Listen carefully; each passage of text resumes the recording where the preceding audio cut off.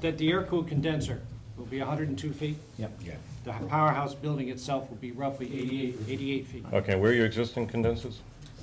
Over here and That's here. the one you see, that's the one you see on the other side of the pond, and there's gonna be 20-foot higher plus whatever the slope Okay, elevation is. just to make the point that, zoning laws are there to protect, the community. Even though the residents of Stafford Pond aren't statutory abutters or actual abutters, we have to live with this thing because we have to look at it every day, and we have to listen to it. On calm nights, we can hear the condensing towers, the fans in the condensing towers. So the new towers are going to be closer to the pond, and the plant's going to be closer to the pond than the existing plants. So they're going to be, it's going to be right there. And even though we're not, as I said, we're not in a butter, we're going to be directly impacted by having to look at this thing and listen to it. Also, I think the town's given up a lot by giving up protected space that over the years we've tried to acquire and protect the pond. Pond members, pond residents are spending large amounts of money on their properties over there upgrading septic systems. As we know, the farm spent $100,000 plus fixing their problems. A lot of people have put a lot of effort into maintaining the quality of life on Stafford Pond. Now, the existing power plant is not ideal. We live with it. But I can't imagine that there's not any other existing industrially zoned land in that park that's not available for development. The last time I went through that park, it was empty. So to give up protected land for what appears to be convenience of development, I don't think that's prudent. Thank you. Ed, could you just, because the noise factor is something that came up in the first hearing in 97. And when you say that you hear those fans on a quiet night, Yeah, it's like a very low rumble. yeah, how often does that occur? No, it has to be a still night. Yeah.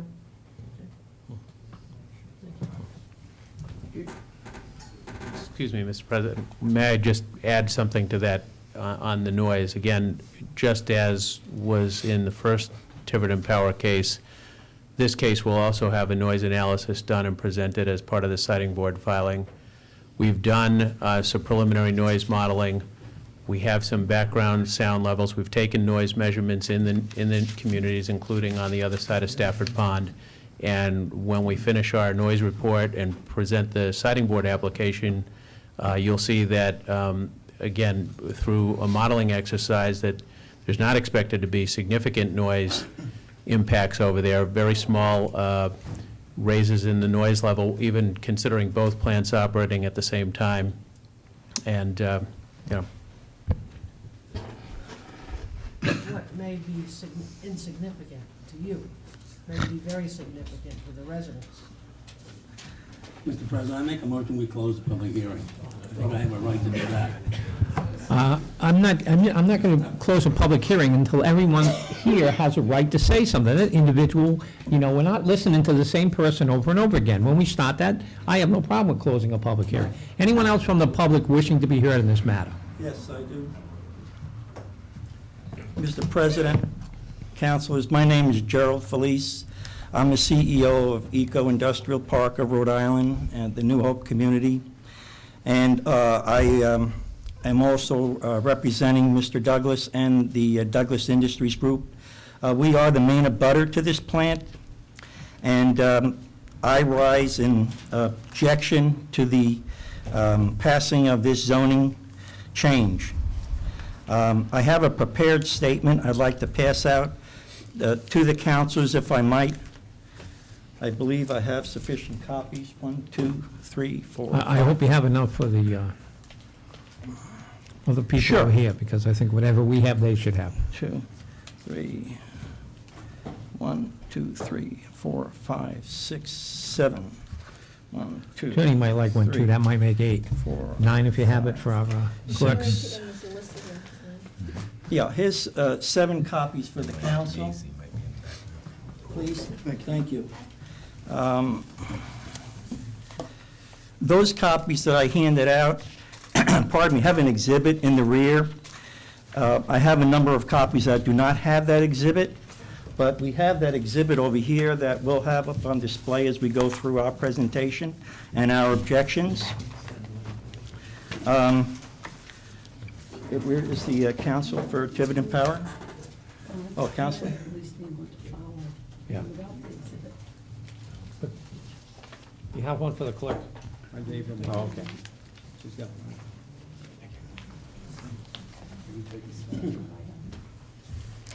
Thank you.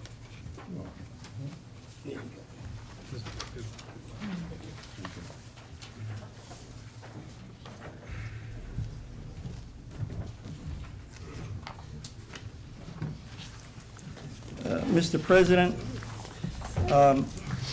we question why Rhode Island's about to build another large gas and oil plant. During this period of global and federal regional focus on renewables, Rhode Island is regressing to allow polluting fossil fuel gas plants the opportunity to expand, giving it the additional option to burn fuel oil. When I go through this presentation, a lot of the statistics and figures I use are garnered from General Electric, who makes the turbines, Calpine, the previous owner, and the EPA, sorry, the DEM. And I'm going to refer to the exhibit in the back that you have, that we have on display here. This shows a 6-mile buffer zone and a 1-mile buffer zone from the center of the proposed expansion. This is significant because this is where a great deal of the pollution and environmental impact is going to take place. That 6-mile buffer extends up to Somerset, all the way over to Bristol, down to Portsmouth. There are two kinds of electric generations that we're faced with today. You got the base and the peak load. The base load, those are the folks that keep them on 24 hours a day, 7 days a week, and those are those large facilities, like Brighton Point. The peak load folks are all your your polluting gas turbines. They're inefficient because they're small, relatively speaking, and they operate reduced hours during the year, and in a lot of cases, they're exempt from monitoring. They're also expensive to operate. Rhode Island currently gets 98% of its electricity from natural gas, making this the state's primary source of electricity and greenhouse emissions. The expanded Tiverton Power Plant will emit 1.674 million tons of CO2 annually. That is the rate, more than double the rate of the existing facility. And that is what it will emit. The storage. The planned bulk storage on the Tiverton Power Plant, based on statements that we garnered from the planning board meetings, will be equivalent to 50% of that was spilled by the Exxon Valdez. At that recent planning board, board member Mr. Corr asked cogent questions of Tiverton Power. And even tonight, I believe that the proponents were non-responsive to those questions. Unless they are coming in with a generator that is completely different than all the other generators that are presently operating in this country, the 100 megawatt natural gas unit burns 9,000 gallons an hour. A 600 megawatt would be 54,000 gallons of fuel per hour. They stated that they were going to have a 30-day supply. a 30-day usage a year. Ms. Durfee aptly pointed out that at 1,600 hours, that's in excess of 2 months a year. My figures were based on 1 month a year, and they also stated that the storage would be 4 days on hand of bulk storage. 4 days at 54,000 gallons an hour tantamounts to a fuel storage tank of 5.2 million gallons. And replenishing that, yes, we are going to have 30 tank trucks hitting Fish Road exit on Route 24 daily to keep up that supply. Now, they did point out that on the one hand, it's very expensive to burn the fuel, but on the other hand, they are a member of NEPOL, and ISO New England is going to pay them for that, having that fuel, that alternative fuel sitting there. So it may not be as expensive to burn it as is being we're being led to believe. When the Tiverton Planning Board was asked, are there no other alternatives to the Tiverton power plant, the response was, and I quote, "The size of the megawatts, approximately 300, would be too large for solar and wind," noting they would be required to explore alternatives as part of the permitting process. He further stated that wind generators would generate only 1.5 to 2 megawatts of power. There's not enough space to generate the necessary power. To suggest that there are no alternatives today to the expansion of this 300 megawatts by merely looking at what else Rhode Island could do it's myopic at best and misleading at worst.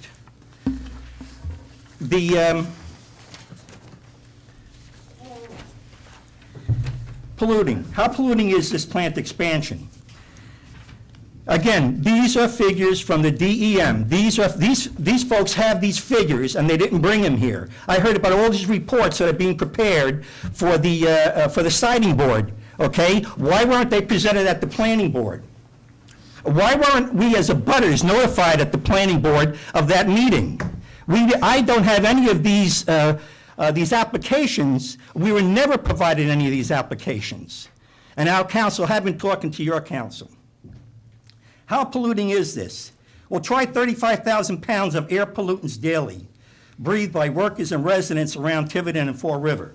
That's the equivalent of 2,800 diesel city buses running 12 hours a day, and 1,407 Chevy Suburbans averaging 40 miles a day. People living and working in and around that 1 mile and 6 mile buffer areas will be the ones most affected,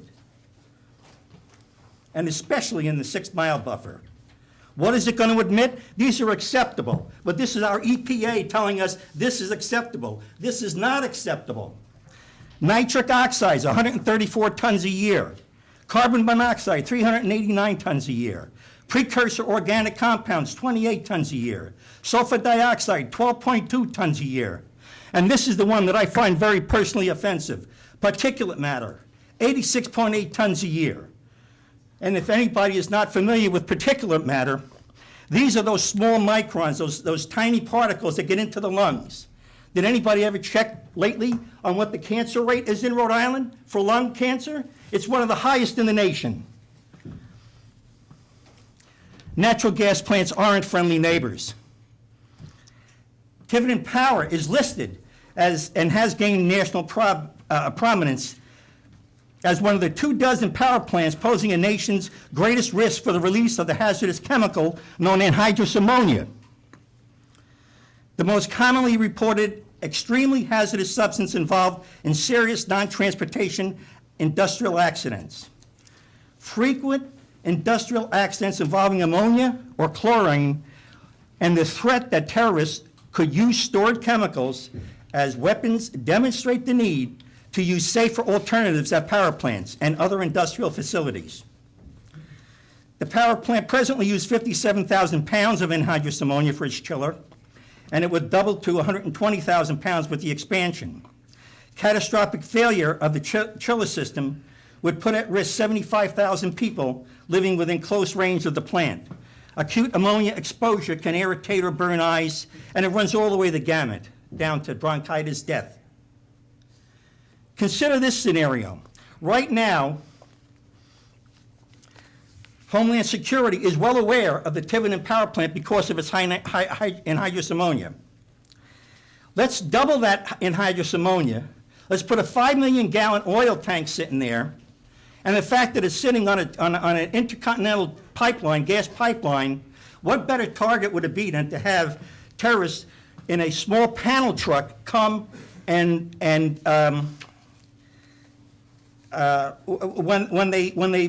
with explosives, when they when they blow up that area, it will literally shut off, it'll expose to 75,000 people, and it's going to expose millions to heat losses, and how about, where is that 5 million gallons going to go? The fossil fuel myth. I heard everything go. What we have is the gas people going against the coal people, and they both have to go. And that's what we're hearing, that's what we're dealing with right now. And there are alternatives. And the myth that they keep perpetuating is that we have to pursue all energy options with equal zeal. You hear it on the news, you get it, it's being drummed into us, been drummed into me for 40 years when I was in the chemical industry. And when I worked for General Public Utilities, I was as brainwashed as everyone here. But the reality is, and then the second myth that they throw at us, renewable energy cannot compete with fossil fuel in terms of size and cost. How many of us have buried our children recently for cancer? What kind of cost are you going to throw on that? Even leaving that aside, and that's a hell of a thing to leave aside, how is, in the area of 3 to 4 cents, depending upon which lobbyist you're talking to, is the equation of wind power, for example, to coal. Forget about the oil and the natural gas in between. This is bad economics for this town. I have deja vu going on. I stood here 15 years ago in objection to the original plan for the exact same reasons, and that's why I'm here again today. But I'm here today with a new hat on. I had my epiphany. And I want to personally thank Ms. Durfee for taking the stand she did 35 years ago to protect that 650 acres that I am a principal and a part owner and developer rights on from a refinery going in there. Because we're about ready to put in a zero emission facility and place to live. According to the International Energy Agency's World Energy Outlook, the price of fossil fuels are going to quadruple, and if anybody doesn't believe in that, over the next 20 years. Increasing our dependence on oil and natural gas does not make business sense. Today, this gentleman here, he did not buy into this. We have, we are the fourth highest energy cost in the nation. So what has this gas energy done for Rhode Island and the town of Tiverton? It was a big giveaway back in '96, and it will not be another giveaway here. They gave away what? A $20 million abatement in 1996. Because these gas operators enjoy guaranteed returns from all you Rhode Island taxpayers. They're paid not just for the electricity they produce, but also for their capacity to produce, routinely being paid to sit idle and maintain millions of gallons of backup fuels, which they get paid for. And then they're going to complain because fuel costs are high, but they're being paid for it. Yet with all those taxpayer subsidies, these generators lobby for additional tax abatements, offering the towns like token gifts of a sort. Well, beware of breach-bearing gifts, because the road you got has to be torn all up again, that you got for nothing, that they would have had to build anyway back in 1997, according to FERC, or according to just having that plant there. So you got nothing for that road. Now you got to rip it up and put the utilities in, and now they're going to give that token. Watch out for the tax abatement that's coming right behind, because in '96, when the tax treaty was signed and they got the road, they ended up enjoying an abatement in excess of $1 million a year. On July 5th, all you residents in Tiverton, take heed. On July 5th, 2008, the Rhode Island General Assembly graciously and benevolently have passed a piece of legislation, H8344, that lays the groundwork for a repeat performance of 1996. The legislation that they passed obfuscates and neutralizes the will of the citizens of Tiverton by authorizing the town council to ignore their obligation under the town charter to put the question of a tax abatement before the citizens of Tiverton at a town financial meeting. And if anybody wants a copy of it, I have it right here. It relieves them of the responsibility of going before a town meeting, a financial meeting. And that's our friends down in Providence, so that's how much they care about us. Furthermore, here's one. Right now, the demand, electric demand in Rhode Island is 1,000 megawatt. Presently, today, there's over 2,000 megawatt of natural gas generation. You got that figure? 1,000 megawatt we need, where our demand is, and there's 2,000 megawatt of natural gas generation. So we have all these tax subsidies, we have all these friendly places for gas generators, but other states are enjoying the electric. We sure as heck aren't enjoying the reduced rates. Now, why are we putting another 300 megawatts on top of that 2,000 megawatts?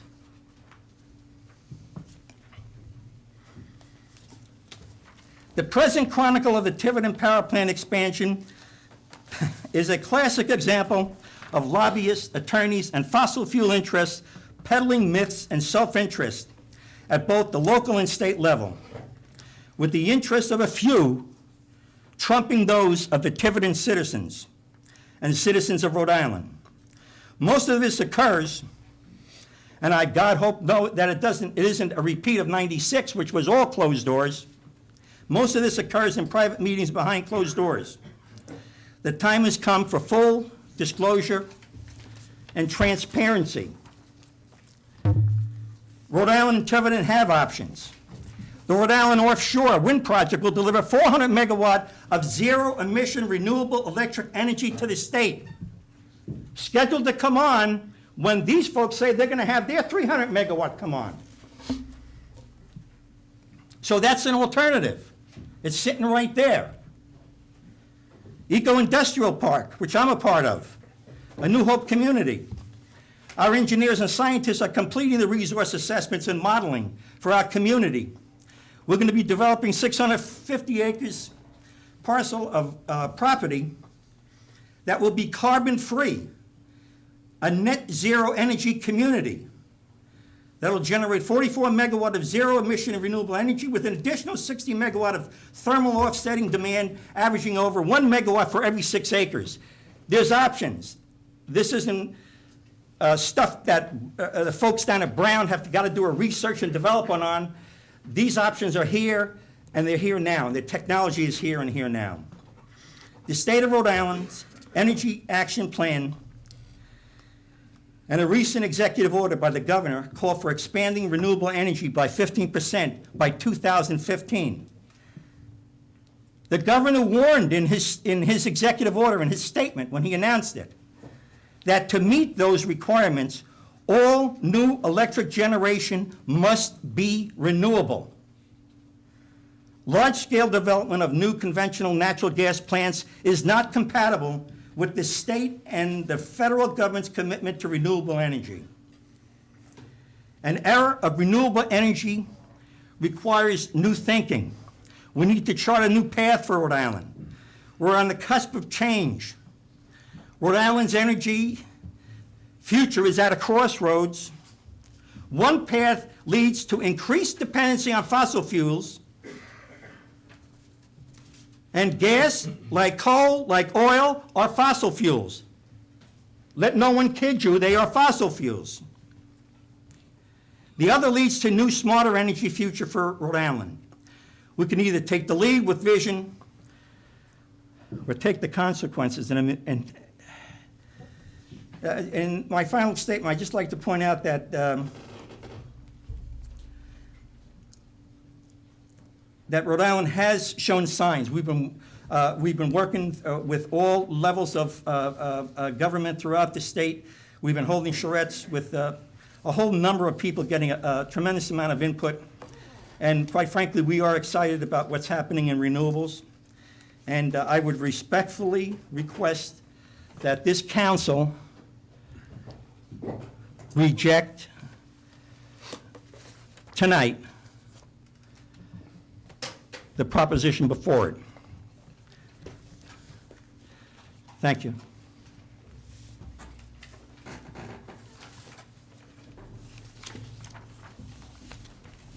Anyone else wishing to be heard? Thank you, Don. Got a sort of, I'm going to keep it short because Just there's- identify yourself I will. first, please. My name is Lorne, L-O-R-N-E, Lawless, L-A-W-L-E-S-S. I'm a Somerset resident, and I'm a selectman in Somerset. I just want to give you my background before I speak. I had 18 years in the oil industry.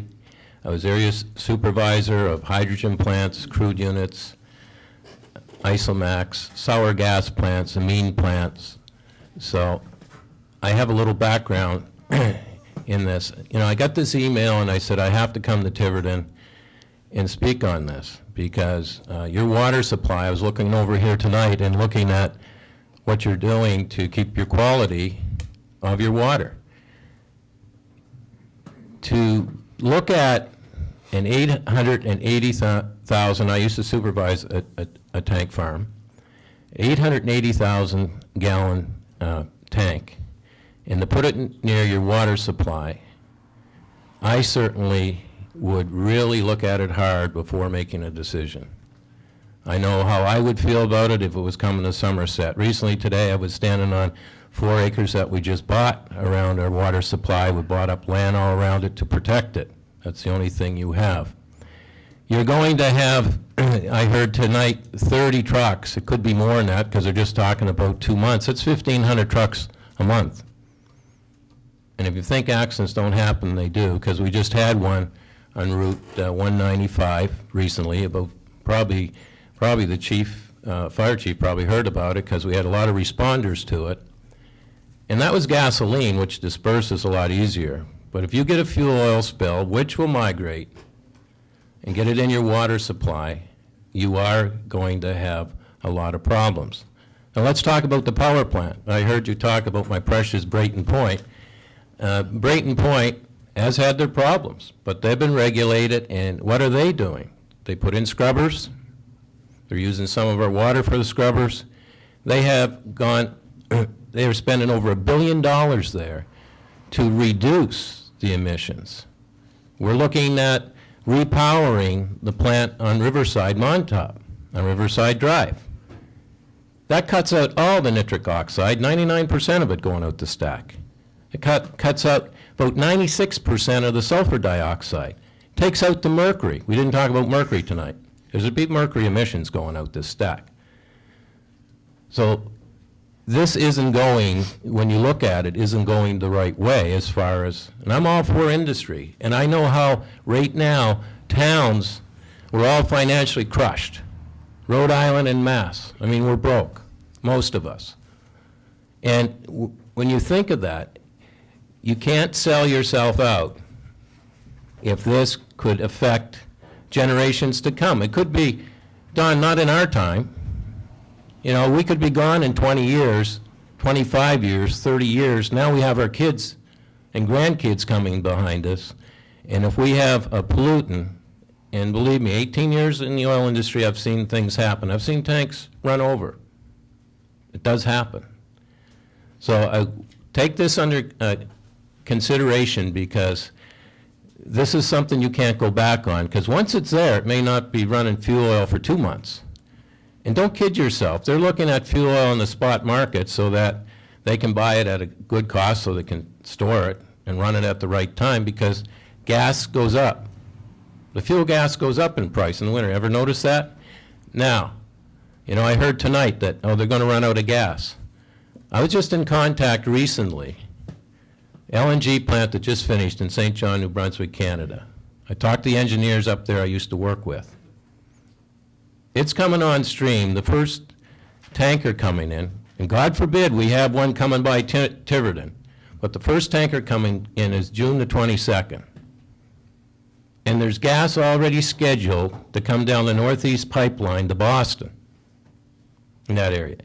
And you got the 2 plants off Gloucester for gas. So don't let them kid you that they're going to run out of gas. You're not going to run out of gas. So please take it under consideration. I'm just coming as a good neighbor tonight. I saw this email. I didn't get it till 4 o'clock this afternoon, and I read it. And a lot of the things that have been said tonight are true here, but you got to sift through it. I have a fiduciary responsibility for my citizens in Somerset, and so do you, so I hope you make the right decision.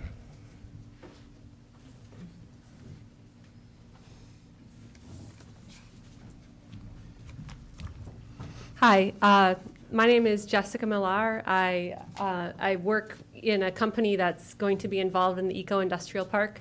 And I just have one quick thing to say, which is that if you look at the same folks who put the Tiverton power plant on the list of 20 plants to watch in the United States, also assessed the 50 states in terms of how many people in each state were at risk from some kind of power plant accident. And Rhode Island has 15% of its population at risk right now, and that's in second place was Minnesota. They had 4%. So I think that's a figure that is worth at least mentioning. And that's all I have to say.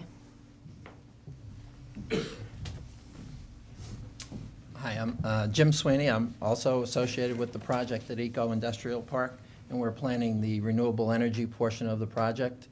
I have a background in the energy area. I'm on the board of directors for New England Energy Commerce Association. I've been in this business for about 35 years, have built some power plants in the past. And I also chaired the energy committee for my town in Plymouth, Mass., and I'm on the finance committee there. And I know that from the standpoint of projects, I think there's a lot to understand. One, I don't understand how this came and got approved through the planning board without notice to the abutters, but that's a question for another time. The understanding that I had, and I know my partner and owner in this project was very zealous and very committed to this, to his passion of not seeing this plant built. However, we've had a bunch of different information put out tonight. And as far as fuel storage, there was, in one statement it says we have so much fuel storage, another one says, here's the storage. So I'm not sure what, I'd like to know, which hasn't been before as yet, what's the heat rate on the equipment that's being, proposed, so that we have specifications. I don't see how this board can make a decision without knowing the specifications of the equipment and what's being proposed there. Because there's difference of opinions on how much fuel is actually going to be used. But one thing is the storage, they said, is they put a number out there, so that might not be a week's worth of supply, could only be a day's worth of supply, depending on the heat rate of the equipment. As far as usage, 12,000. If you just went by what was said today, that's 12,700 gallons of fuel oil an hour. So that means at least a truckload or more an hour coming into the plant, 24 hours a day. And without knowing more about the project, I don't see how a decision could be made when you have alternatives to clean power. I mean, right now, the governor is pushing for a 400 megawatt power plant. 400 megawatt power plant will supply power at approximately the same cost, or maybe even lower than a power plant burning oil and natural gas. Wind power has come down considerably. I should know, we've built a few of them. But the thing is that I think the park there wants to be, they want to be a good neighbor to this community.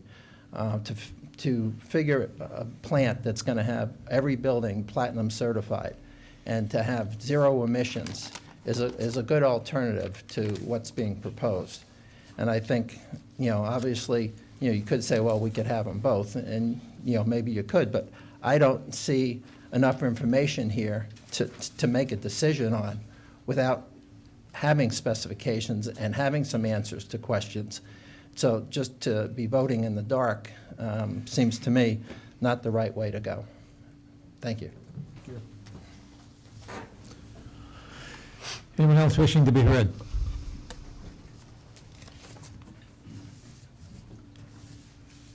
Yes. My name is Peter Core, 1148 Main Road. As we can see, a lot of the questions that are being raised here shows me that we don't know enough environmentally about this project. When it came in front of the planning board, we were told it would be an 80,000 gallon tank, and that they would go online using the oil for as much as 30 days of the month. The planning board wasn't given enough information to, in my opinion, to make a recommendation to the town council for this zoning change. I was the only dissenting vote in the planning board. I happen to sit on the water board also. We have a very sensitive pond that is not getting any better year after year. We have the only state boat launching ramp, the only federal seaplane landing strip in our water. Boating, fishing, swimming, very large motors on the pond, farms and so forth. Tiverton Power has been a good neighbor, I think, to Tiverton for what it is, the gasification plant. One of the things I asked directly at the planning board meeting was, if we voted not to make the recommendation to the town council, would they come to us only for gas, for natural gas in the power plant? And the answer was yes. So that would tell me that they're going to come here for only gas. And I think to change zoning in the watershed, and my opinion is that the watershed line is an arbitrary line anyways, that was set many years ago, not based on the possibility of having a power plant next to it, or maybe a asphalt plant next to it, or whatever. So this line is an arbitrary line at best. Which way the water goes, the aquifer actually flows underneath Stafford Pond. Certainly, Stonebridge Water has not been able to ascertain over the years, other than it was spring fed. The human error in Providence caused the fire down by the docks on oil, because transfer oil is inherently dangerous, especially when you're moving truck after truck. As far as the water board, our concern is that if this was to go forth, that underground piping would be totally unacceptable to us.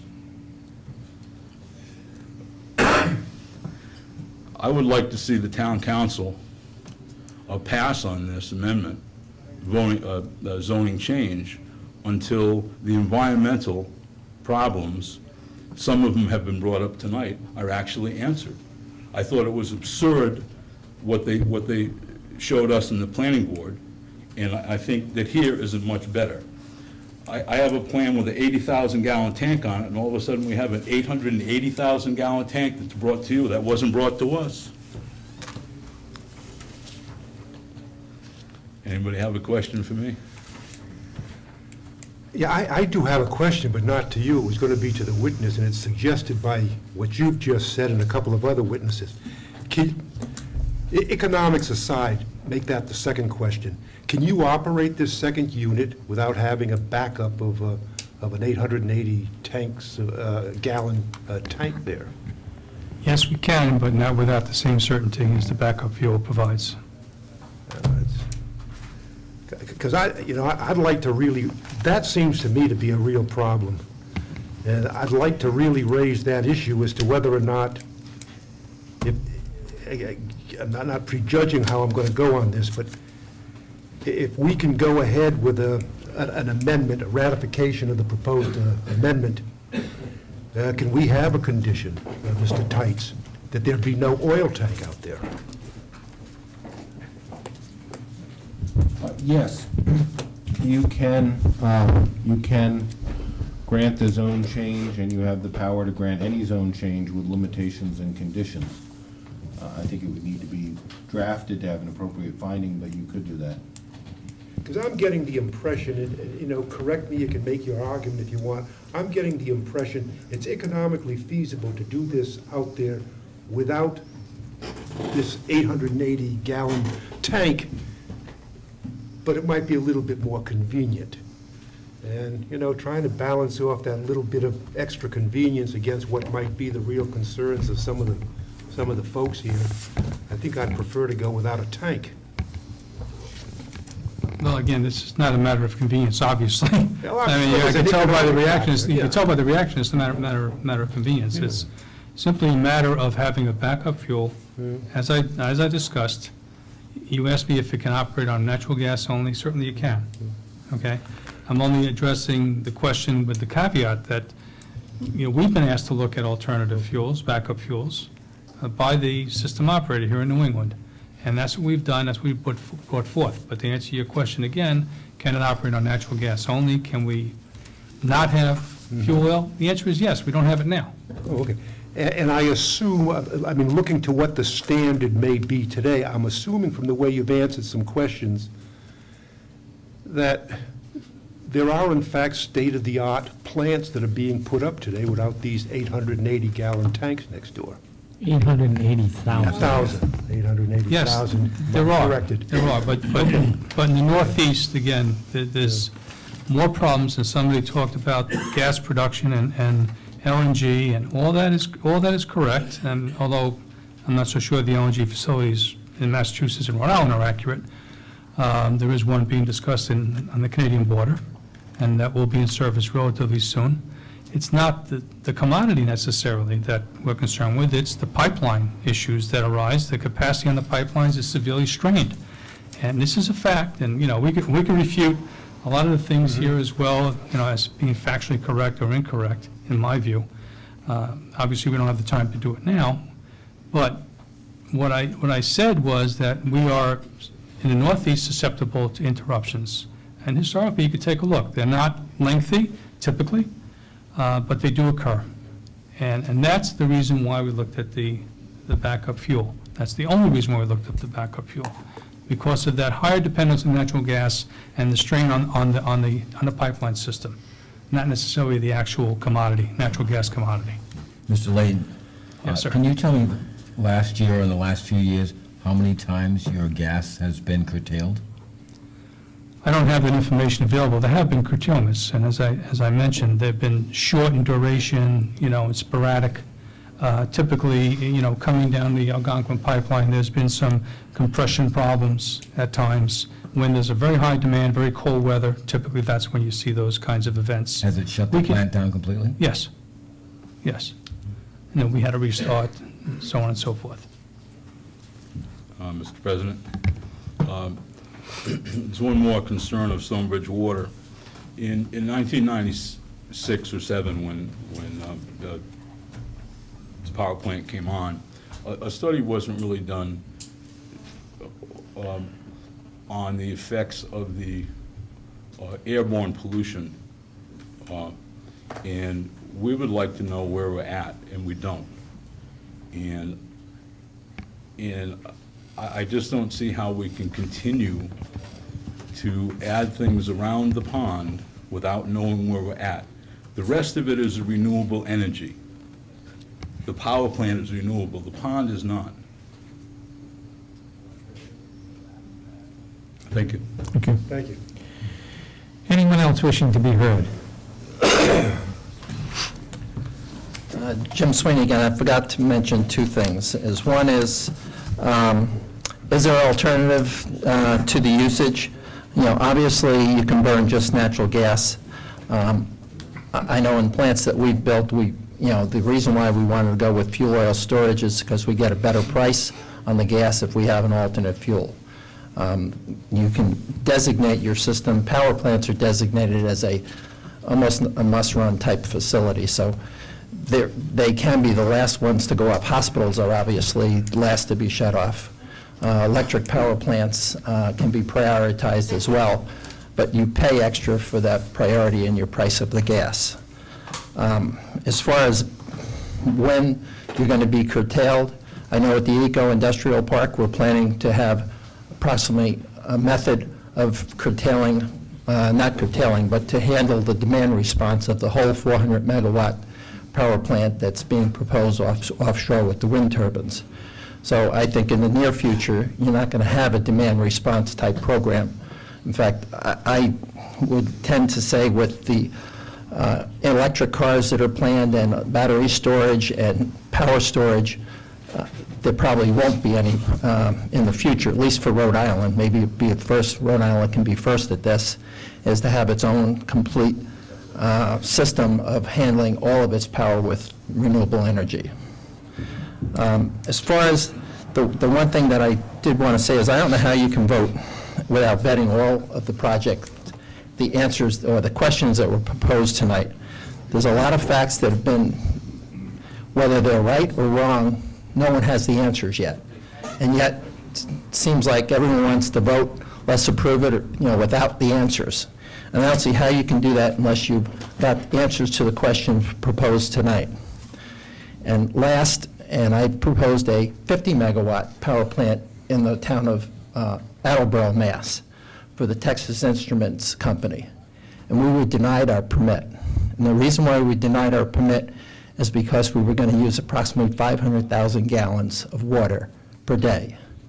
This plant, just on the 300 megawatt side of it, maybe I could be wrong in my calculations too, so I'd like to get the answers as well. But I just did it on the back of an envelope, and it seems about 1,500,000 gallons a day. And I think if you're looking at your water supply, when I was young, water seemed to be something I never was concerned with. And now you buy water in the store, which costs more than a soda sometimes.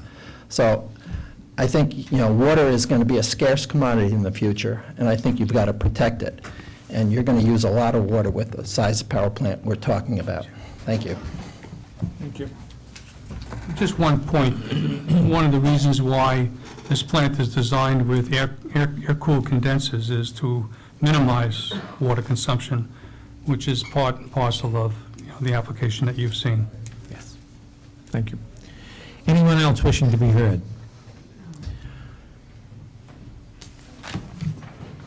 Could I just say that I think Mr. Lambert's comments are very significant. When we were involved in the beginnings of all of this, the Conservation Commission, one of our members at the time was an engineer/scientist. And the reason that we were entirely in favor of it, in fact, we said at the time, if the gas-powered plant can fill the whole industrial park and we can be finished with all of the discussions about what should be there, we would, as a group, have been very pleased.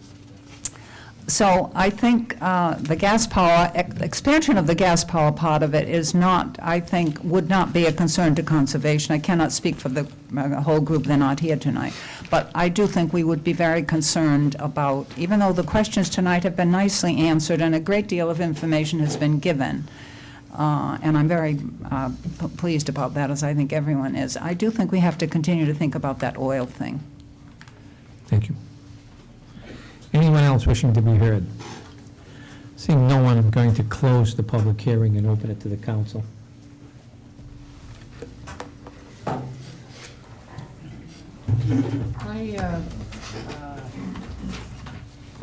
This is probably some interesting testimony that we have received, And I think a motion might be in order, because I'm very sympathetic to your position, but I think we should take this under advisement as a council. And one, I think we can put some questions to our town solicitor with regard to the conditions that we might impose.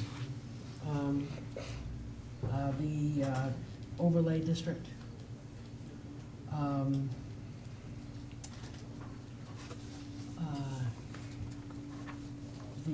What was presented to the planning board seems to me a little bit relevant to what was presented to the council. And I'm sure there was a transcript of that. So my motion is for the council to take this under advisement.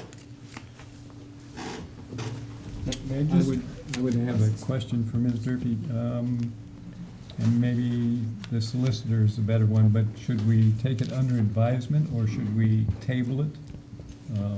I'm in agreement with your thought process, as I think I understand it, that we really need to look at this some more. I had no objection to a motion to table it. If you wish to make that, and that would give us time to take a look at some of the questions that I think perhaps we should put to. I would, pending comment from Yeah, Mr. I think Tice, I think it would be better to table it. take it under advisement and also to continue it to a date certain, rather than an uncertain date. And I would suggest not the next meeting, because obviously, well, two things. One, that's gonna be the last meeting of the year with various financial and appointment matters. And two, just, by what you're asking, I know we'll not be able to get in a week's and a half's time, which you would then need before getting it in your packet for the next meeting. So I would at least suggest I will incorporate. perhaps the July 13th meeting. Yes, I will What incorporate. about August? I think we need more than that. I think it should be probably our second meeting in August. I think there's a lot of questions, a lot of back and forth going to take place before we are ready to take a vote on this. Yeah, I think, Mr. President, that it is going to take time. I am concerned about an August time frame, only from the standpoint that there's a lot of people on vacation in August. But be that as it may. No one's going, Mr. Lennon, we're going to be here. Can I say, I'll incorporate that in my motion, that it be the second meeting, as Mr. Boland suggested, in August. August 24th. 24. Uh-oh. You want to go to September? Let's go with that. Okay. We can change it August if we have 24th. to. can I say something? Yes, you may. We're being asked to approve, Yeah, there's a second. we're being asked to approve a change to the zoning map. The questions that have been asked tonight and the speeches that have been made are not for discussion here. We're not supervising the building of the facility. We're just making it possible for other organizations to ask these technical questions, such as the planning board and some of those other boards that you've discussed. They should look into the environment questions and the technicalities of building a power plant. That is not for us to do, I don't think. And so if we postpone this to any date, we're going to be in the same dilemma. Let me say one more time, what we're being asked to do is to change the zoning map. I intended, in my original motion, was to limit that. I wouldn't want that to be forever, because if they're not going to build the plant, then it should go back to the current zoning. But I think we're viewing an imaginary parade of horribles. Many of the facts that we've been given, we have no corroboration of any of that. We've been given documents which we have not had a chance to read and study. I don't think we're jumping off any cliff by approving a change of the zoning map. I think that the planning board and the zoning board and some of these state agencies, I think those are questions for them to address and for them to say, we disapprove of this construction at this point in time. I think the town council is biting off a big piece. I agreed with you when I started off. I would have agreed with you completely. But I don't think we're qualified really to make all of these technical judgments. I would hope there are people in Providence who really have the answers for us. And I'm not interested in getting involved in this whole issue of fossil versus green energy. We're not qualified to do that. I enjoyed Mr. Felice's presentation. I wish him the best of luck in his project. But the reality is, since the last time he was here 13 years ago, Jerry, those things haven't happened yet. So we have to face some reality here as to where we stand. I'm disagreeing with you, Hannibal, on this issue. I think to some extent if we're going to ratify a proposed amendment to the zoning map, we can at least are qualified to look at the map and say, I don't want a road here. Now, that's a silly little example. But I can also look at something and say, I don't want an 880,000-gallon tank here, and that has nothing to do with my qualifications to judge the differences between fossil fuel and green energy and the prospects that we have for bringing windmills here. I think I can judge that on my own and say, I want to look at that and think that over a little bit But more. at least locally, I think we will be receiving reports from the planning board, recommendations from the planning board, and from the zoning board maybe, they'll be making recommendations, disapprove it based on a certain set of... But Hannah, We're going to get... this is a political... We're going to get, right, we're going to get one, as a council, we're going to get one opportunity to make this zoning change. Yeah. If we approve a zoning change, we take ourselves right out of this process, Yeah. because you're right, Hannibal. It's going to go to a siting facility, it's going to go to planning board, it's going to go to the zoning board, and they're going to make decisions, and the plant gets built based on their decisions. We're out of it now. So if we see something in the document that provided us, and we got some more documents tonight that we didn't have up until now, which raises a lot of questions in my mind, and all I'm asking for is time really to review these documents to see if this thing is really where it should be. We didn't have a problem when we put a gas-fired power plant, next to the pond, because we didn't see anything that was going to cause us any major problems. 880,000 gallons of diesel fuel sitting 1,000 feet from the pond, and because we got a 500-foot buffer, is something that raises your eyebrows and gives you a little bit of concern. 30 trucks a day coming off that exit, turning up into the industrial park. It's a pretty tight exit and so forth. I noticed, they did a lot of work on it to make it where it works. That's another thing I want to take, under advisement. Is that something, where maybe we're going to sit somebody over there by 24 and tell us how many fuel trucks go by there, because we think it's a lot more than it is or whatever. It's just, there's some questions we really need to answer, and we're only going to get one bite at this apple, and this is the bite at that apple.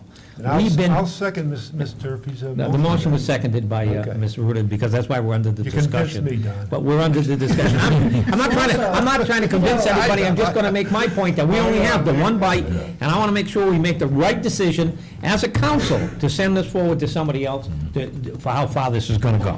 Well, we do realize that if we do not approve this, then they're stopped. No, Because this is the first step in the process. And we've been accused 1,000 times of being not business-friendly, and here's another example of it, we're going to be accused of it. Well, We haven't that is a disapproved risk. though. Hannibal, we have not disapproved it Hannibal, yet. that I'm willing to nobody take. can charge anybody with anything.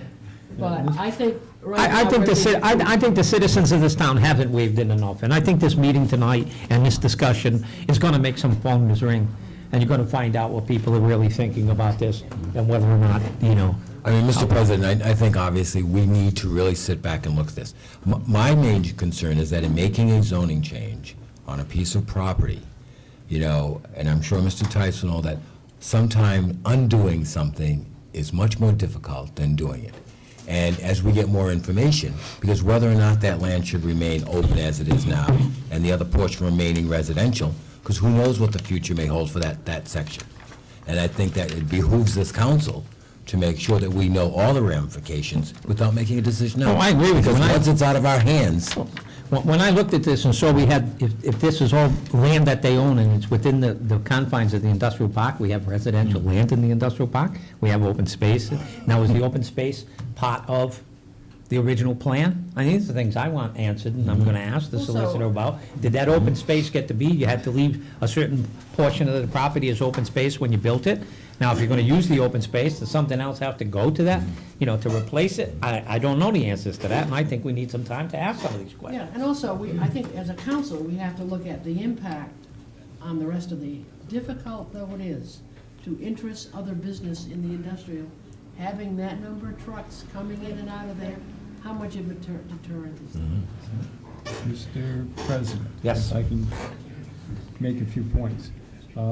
First off, I have a fair degree of comfort from the technical aspect because I spent, I think it was eight plus years running a facility that had a lot of high pressure steam generation And during those 8 years, there were some very interesting situations that I won't bore you with, but Murphy's Law is alive and well when you're dealing with a lot of fuel oil and high-pressure steam. All sorts of interesting things happen. The other thing I think that we do need to study this more. I think we have some latitude, because if we're looking at 2014, 2015, we have some time, as does the enterprise that's interested in it. I'm very cognizant of a lot of the more passionate argument against the program is not coming from people that are totally objective. They have competing financial things that they're trying to do. But that's okay, because we have the time to look at these possible alternatives, and technology is changing rapidly. From a risk management standpoint, one of the things that really makes me uncomfortable is one 880,000 gallon tank. It would be much more prudent to have several smaller tanks. And I understand that it's a lot cheaper to build one big tank than it is to build several smaller ones. The other thing is that there is alternative land available. I'm sure that our town administrator would be happy to talk about selling some other parcels in the industrial park. And then finally, the reason I want to have a chance to think about this and get more input is that Stafford Pond is in distress. And I've thought carefully about that word distress, because I didn't want to be too harsh, but as was pointed out, you know, it rings a little hollow when we talk about we must protect the pond, yet we have outboard motors and seaplanes landing on it. But be that as it may, we should not make it worse, and we should start protecting it as best we can. And all we're doing by supporting this further study is a chance to look at it a little more carefully, and I think with the timeline going out to 2014, 2015, we're not damaging the enterprise that is proposing this. Mr. President? Yes. I too have very serious concerns as to why I wouldn't be ready to go ahead and approve a zoning amendment without some of the questions that I have raised as well. And just hearing the fire chief's concerns, along, I'm sure, with the police chief's concerns, I'm sure, would be that those guys are going to be the first responders. And I think we need to know what commitments and what types of equipment they feel they'll need in the event that there's a serious accident there. I too am concerned with Stafford Pond and the infrastructure. I don't know if this town has the infrastructure to manage 30 trucks a day, even for 2 months. So it's just inconceivable to me to be able to go ahead and just, you know, go ahead and approve a zoning amendment just for the sake of that's what we can do. And I'm very discouraged and concerned with discrepancies represented to the planning board, as Mr. Corr suggested here. So just for that alone, I would need to have some other answers involving those types of concerns. Any further? I will move the question. All those in favor of taking this under advisement until the second meeting in August, which is the 24th? All those in favor? Opposed? Motion carries 6-1. Thank you. Thank you. Does that continue the public hearing then? Will that continue the public hearing? The public hearing is already closed. So the public will have not be allowed to comment any further on this? This will be the council deliberation on Okay. August 24th.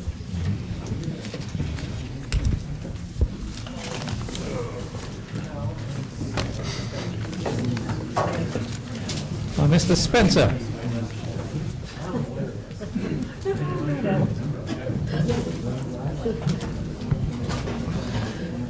Good evening, Mr. President and members of the council. We have it a little quiet, we still have to continue our meeting. Go ahead, Chris. Hopefully this will be a little less controversial, but I can't be sure of that. Anyway, Could we have you quiet in the back, please? Can you take the conversations outside so we continue our meeting here, please? Thank you. Look at them.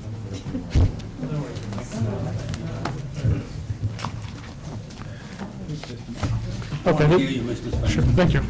This request is to ask the council to send a letter to DOT to take under advisement, look, Main Road, looking at the parking issues or the availability or feasibility of parking in the area starting at Sousa Road, running all the way to State Avenue, which is all commercially zoned. This is also looking at this in conjunction with the proposed zoning amendments that the planning board has acted on and sent to the council. I originally got some AutoCAD files from RIDOT's contractor and tried to work with those. The problem with those files in particular were that they were done from aerial photographs, and they're not really that accurate, and it also doesn't take into consideration any of the curbing that's been done since, and I don't know whether the measurements are accurate. So what I'm asking them to do is to look at and do some as-built, not necessarily as-built drawings, but at least get as-built measurements all along Main Road at different checkpoints. It could be by utility pole, whichever way they want to do it, to get the curb-to-curb width so we can look at where parking is feasible. I'll make a motion that the request and the letter be drafted and sent, carrying out the substance of your request. I'll second that motion. I would amend the motion to request that Mr. Spencer prepare the letter. He's a good writer. Maybe he could prepare the letter and get what he wants and respond. Sure, I'd be glad to. We have a motion and a second to have Mr. Spencer prepare the letter to be sent to RIDOT Director Michael Lewis about the on-street parking possibilities. Any further discussion? Seeing none, all those in favor? Except one other procedural question. On the, 2 weeks ago, I was here with a request to set a public hearing date for the zoning amendments. And since then, the planning board has acted on that. The entire packet has been delivered to the council. It wasn't on the agenda. I don't know exactly why it didn't make the agenda. The question is there anything else other than that entire packet that the council needs? A little bit of time to review it. The council doesn't have the packet. Well, I'm sorry, the council doesn't have the packet. It's been delivered. I mean, it was delivered at the same time as this request. So I don't know whether there was any other review or anything else that the council is requesting other than that. Haven't seen the packet, so I can't tell you. If I may, Yeah. I asked that it be held because I wanted to meet with Mr. Spencer and Mr. Ruggiero to discuss some of the amendments in there that I hadn't seen until it had come forward. Part of it is contingent on the work with the traffic, with DOT and the parking, and the other part I had some questions about. And rather than have it come before you and argue it out in public, I thought that perhaps Peter and I and Chris could sit down and work through it before it got to you. So will that be soon? I hope so. My only question on that is that what There is a deadline. what was submitted came from the planning, and that's what they voted on. So I didn't know that any changes could be made before the council sees it, so. Well, I know, it would have to go back to the planning board if there was any substantial change. But I did want to sit down and talk about it, and, you know, if need be, even talk to the planning board about it. But I did have some concerns with it. If the clerk has the package, though, it gives us an opportunity to become familiar with it. I'd like to see the package that currently exists, and then we can modify it if we have to. It was a request for a public hearing without having all your, what would be prepared to go out to public hearing. It was contingent upon this letter in response from DOT.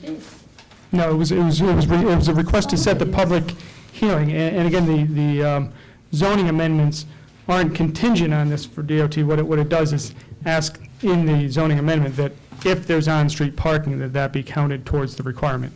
It doesn't presuppose that parking is allowed. Is the package that you're talking about a request to set a public hearing? Just to set the public hearing date. Without us seeing the document? No, the entire document No, is we will part get of to that. see the document, Hannibal. It didn't get to us because the solicitor wanted to have some questions before we got it. So if there are some issues with the zoning, we can handle it so we can get the request moved forward. But I would like to see the package before it is amended.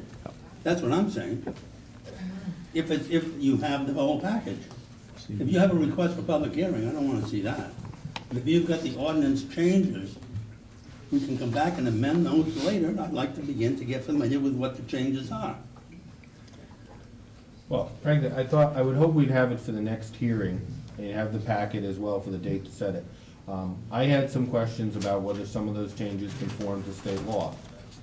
My understanding of my duties under the charter is I'm supposed to review all ordinances. It seemed to me in this case better to see if we could confirm it ahead of time instead of get it before you, you're looking at a packet, you review it, and then we're making all the changes and you have to do the work reviewing a whole new packet. I wanted to look at it first. So, on the other hand, it's a public document, so. Don't worry, but I'm going to lose this battle. Don't worry about it.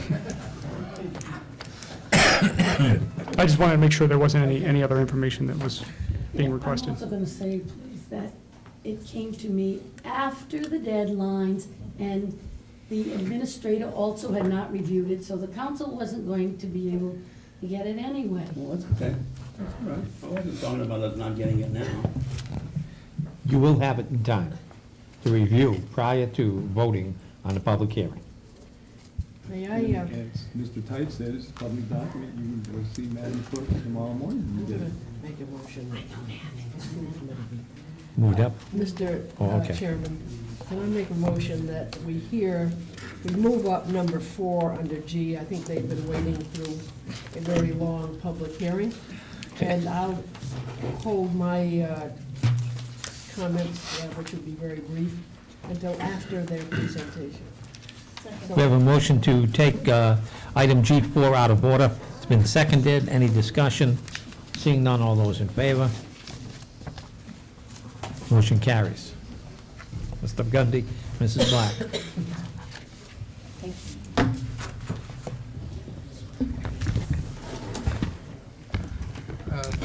Thank you, Councilor Durfee, for accommodating us. We are here for one purpose only, namely to talk to the council about the timeline and the process of turning the schools, 2 old schools, to the town. And the first thing, maybe I will just indicate what our schedule is in terms of removing things from the schools. June 8th through 19th is used to remove the triangle mosaic, which is located above the main entrance of Ranger School. We want to preserve that. June 23 through 30th, it's removal, disposal of remaining chairs, desks, tables at both schools. And June 30th, that's a date planned to turn the water off at each building. So basically, by the end of June, the schools will be all cleared to be transferred to town. Obviously, you have to make you have to plan for taking over the schools. So we looked at the costs. The schools, basically, obviously, the heating systems can be drained, so there will be no need to heat the buildings. Also, all electric devices will be turned off. The only thing which has to be powered on is fire alarms, but the cost of this is minor. The next cost to keep the buildings simple and occupied is property insurance. Currently, we carry the insurance for these buildings through the trust, and you are part of the same trust. And because we have quite a few buildings, we didn't have time to estimate what this portion for these 2 specific buildings would actually be, but the estimate done by the financial director is approximately $10,000. Additional information which might be important to you is that in Nanquit School, we have approximately 500 gallons of heating fuel, and at Ranger School, we have approximately 2,700 gallons of fuel. At the current price rate, $3.42. Doug obviously figured all these things out. It's approximately $9,200 of heating fuel, which is in the tanks. Obviously, we are not asking for anything. We're just informing you that this is in the tanks and will remain in the tanks just in the case if you have to fuel the heating system, fires the heating system for whatever reason. And the next thing is basically just our conclusion that we promised the town to return these buildings to the town as soon as possible, and we are fulfilling this duty, so we are simply here to hear your advice. What will be the process of your choice? It could be as simple as turning the keys, and we are basically ready to hear your opinion. Jim, I don't know, If I may, if you haven't already, I do think we need a formal vote of the school committee. Oh, absolutely. But that's all we need in the way of a document, it's not like a deed or anything. Correct. We were waiting with this vote to simply extend the courtesy to first talk to you as opposed to saying, well, we took a vote and here are the keys. So that's basically just a courtesy visit here to, And I'd which just leads like to that. I'd just like to say that in investigating this matter, I went back into my archives, and they had asked us at all the forums, as you remember when we ran, what we would do with the schools. And at the time, I was thinking about the growth of the town after being to the planning board and seeing everything that was coming online. But then when I saw the schools and I went in them, I realized that there's no way we could have children at those 3 schools that are so amazing and then put children at these schools. Plus the fire department gave us the waivers, and those wouldn't continue. And I looked at the public forums we had, and it says community participation strongly encouraged. We went to all these places, discussed everything, unlike some things that have been said, and told the people, as Yanni said, and all of you said, that maybe we'll be able to use them for the town, or maybe you'll be able to sell them and get some revenue, but we wanted to come to you out of respect, not just to bring a golden box with the keys in it after our vote. thank you for the time schedule. And I do have one question. Yes. You people have probably given this some thought. Is there anything we can do with those buildings?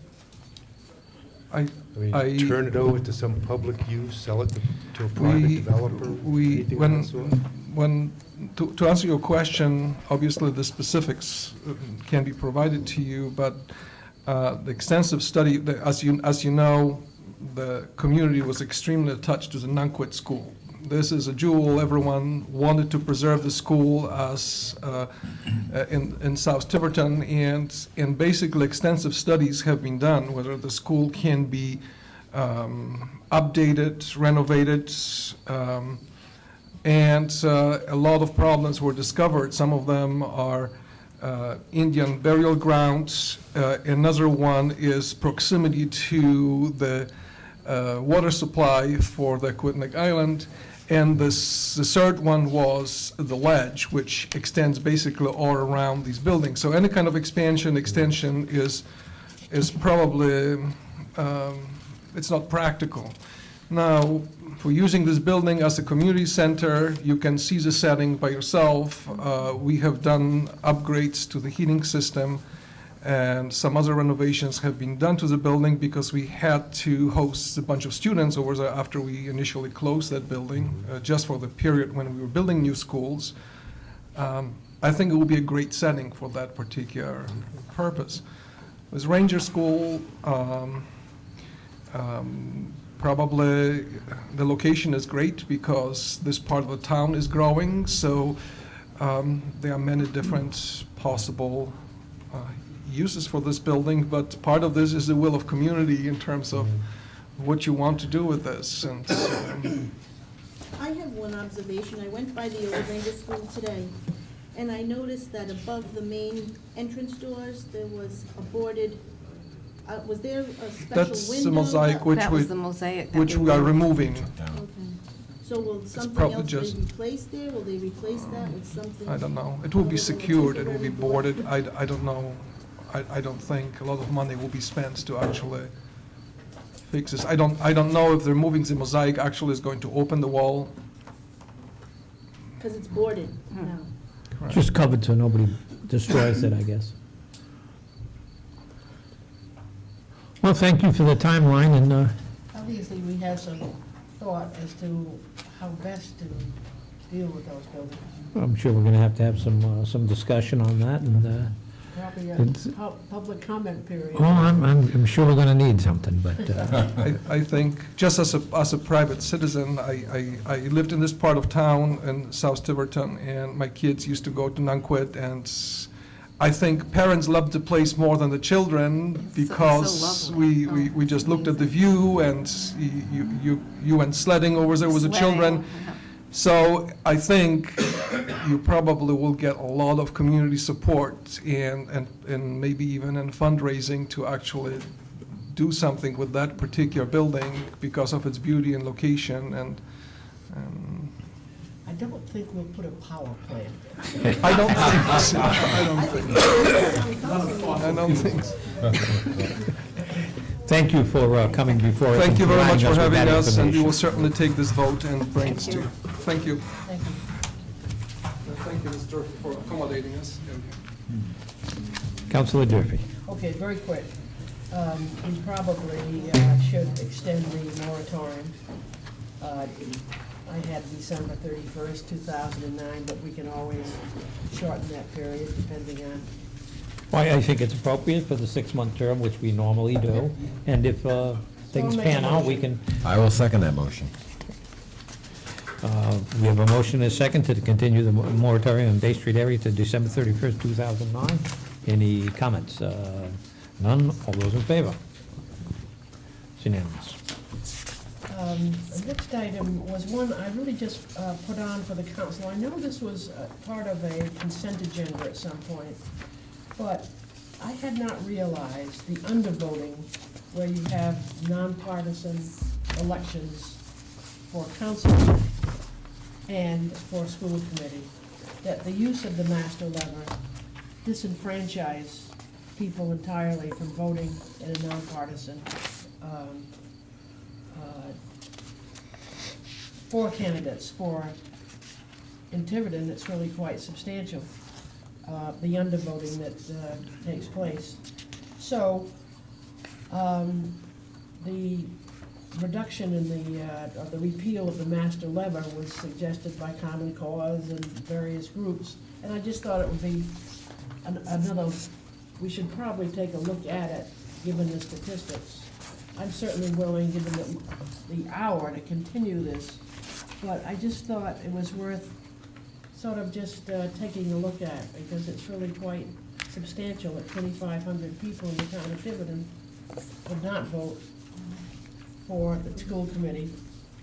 And when you, as somebody pointed out to me, where the schools have about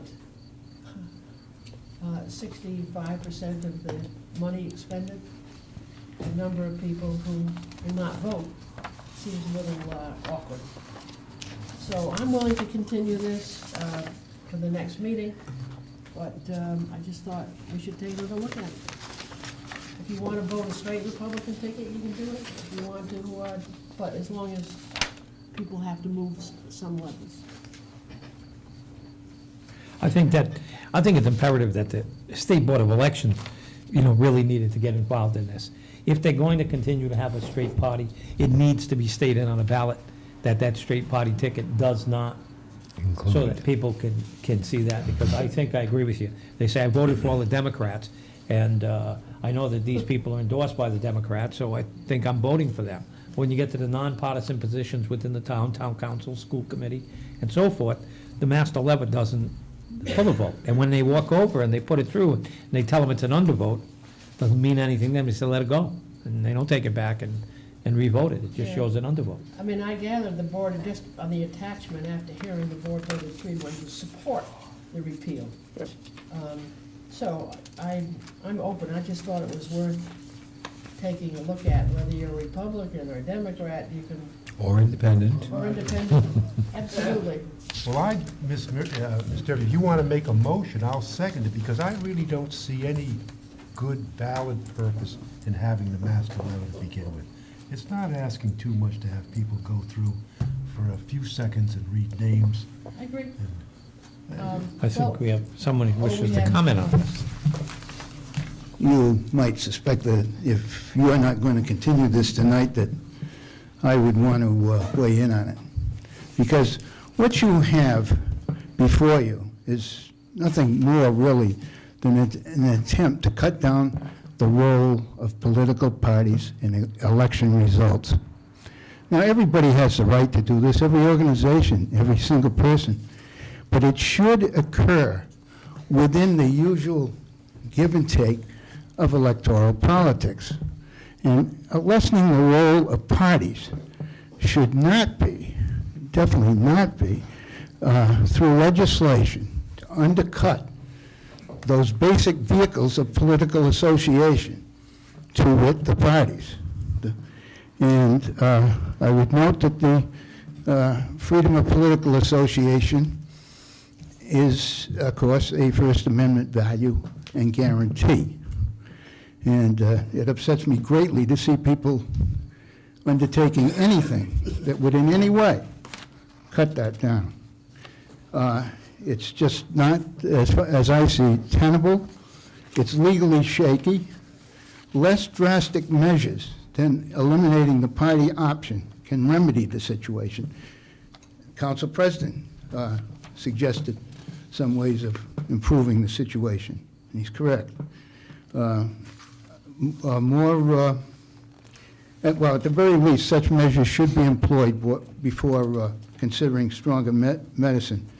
More cautionary language, as Mr. Boland suggested, at the head of the ballot, and perhaps elsewhere on it, would be one way to go. Along with it, you could post such cautionary notices outside and inside the precincts. And has been done here in Tiverton. You can go with mailed out and hand-circulated palm cards printed by political interests, including those awful parties. In addition, the materials you've been shown do not dissuade me that many of the statistical conclusions therein owe to lower on the ballot fall off, which has been with us since the advent of the listing type of ballot. No question about it. Studies have been done over the years. You get that fall off lower on the ballot for various reasons, not to be championed, and everything should be done to get people to stay interested in the whole ballot, in the back of it, and other things. Moreover, removing the party line will surely lengthen and slow the lines at the polls. That could be a critical problem where there is a long ballot and could deter a goodly number of would-be voters from waiting to do their duty.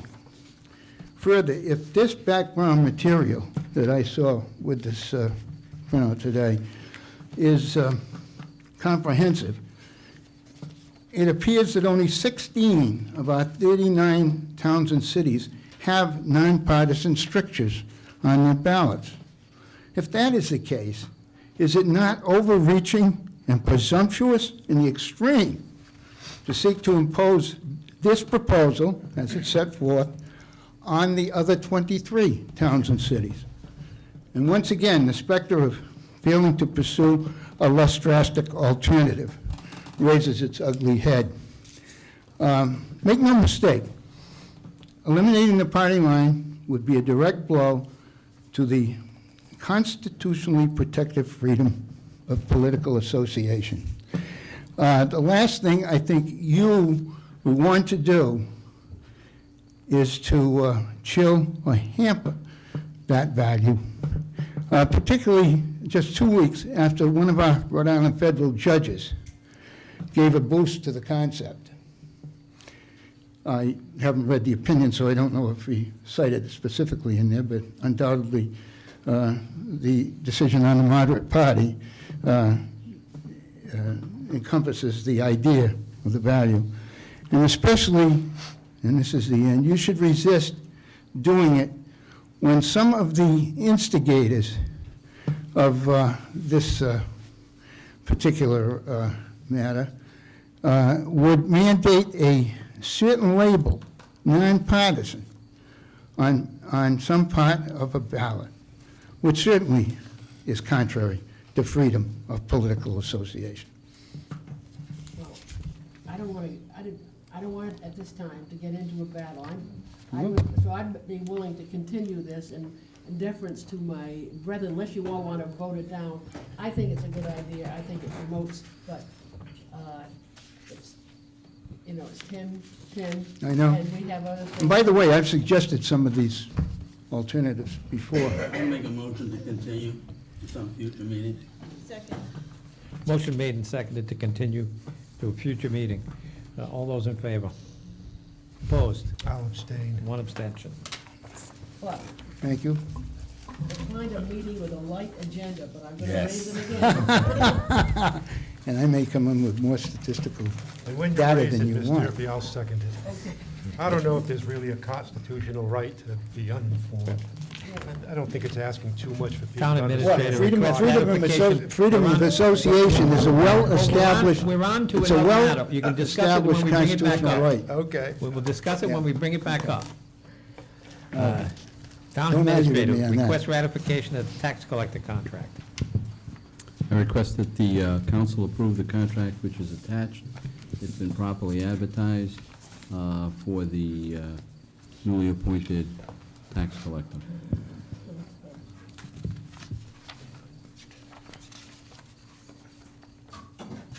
Mr. President, I had one general question,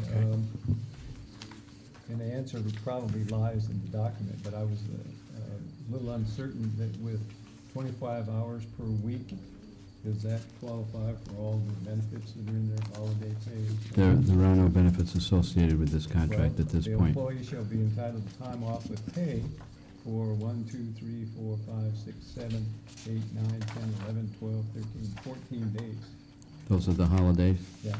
Yes. But- And those are 5-hour days. Okay, so she would get paid for 5 hours for those days. Correct. Mr. Administrator, can I make a couple of comments?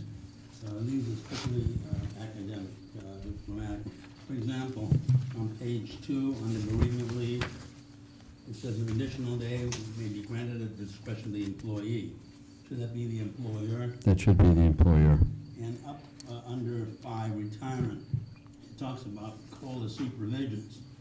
And it makes it sound like this contract is effective November 1st, 2006. It was the COLA that was promoted. I think there's some wording that could be scratched, such as effective November 1st, 2006. I don't think it would damage that at all. And on the next page, page 3, retirement of the employee. It says that in the event of retirement of the employee may notify the employer 60 days prior to the date of retirement. Could that be changed to will rather than may?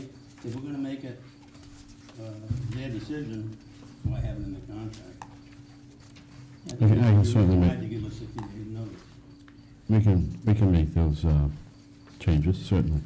Also on, Those are my major changes for the night. also on page 3, section 14, subparagraph C, I think it meant town charter, not town carter. I think there was a little typo there. I might add, this is the model contract. Okay. This is probably a new process, right? So Right, it's not a problem. I make a motion the contract with these minor changes be approved. Second. Any further discussion? Seeing none, all those in favor? It's unanimous. Thank you.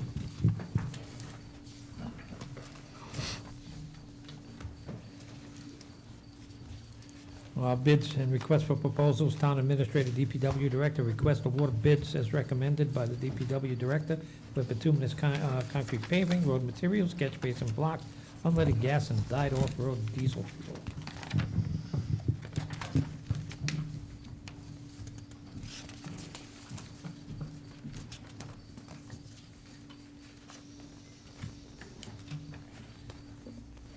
Does the council have any questions? Can I mention, I think I saw an inconsistency in here. The contract that they proposed, I wonder if that was reviewed by the solicitor, by the way. Did you see the contract for the delivery of gasoline? Anyway, the contract says that if there are any charges from the government of any kind, that will be added to the price. But their bid says that those are already included, and so there's a little inconsistency there. Means if they decide to add to the fuel tax, they're Well, gonna we charge have you to the assume additional that. fuel That's not what tax. it says, yeah. We assume that they mean anything additional. But, just a thought.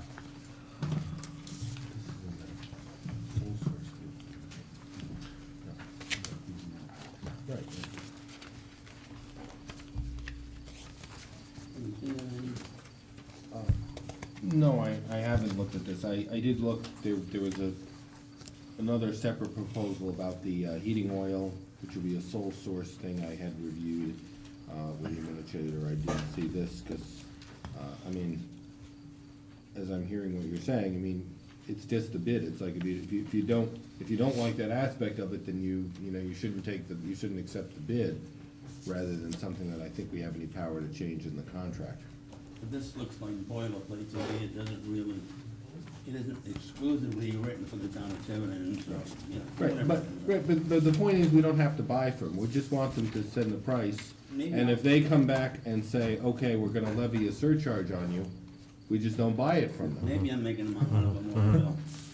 As opposed to the other one, Hannibal was saying, okay, we're gonna buy all our heating oil from you.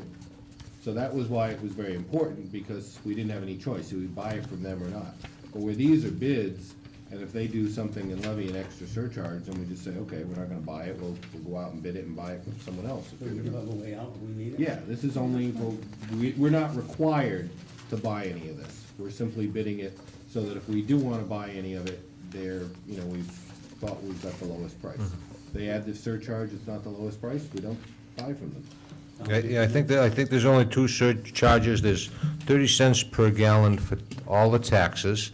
That's added on to their bid price of the day, and there's a 17-cent delivery charge per gallon. And the price is based on the rack price for that particular day. So when we get delivered for that day, based on the New York Journal of Commerce price, rack price for diesel fuel or gasoline, then you add the 30 cents more for taxes and 17, and that's what they're going to be paid.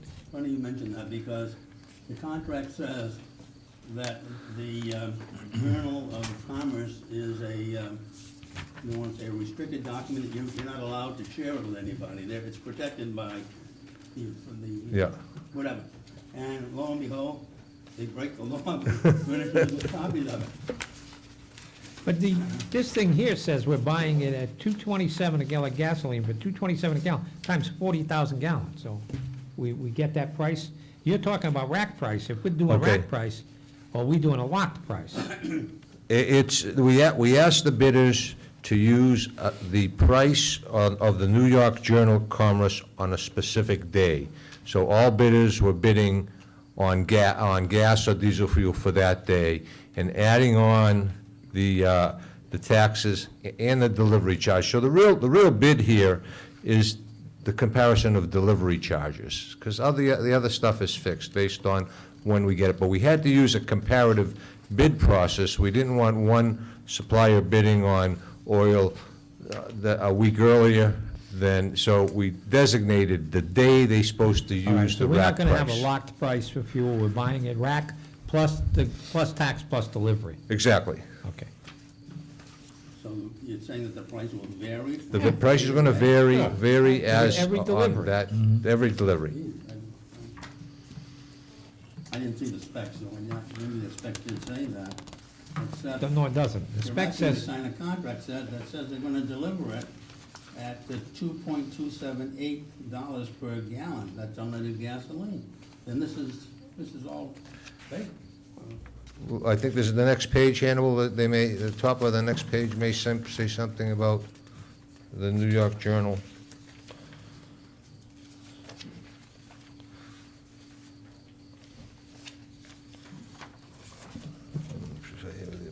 It's on page 2. Is it on page 2 at the top? Yeah.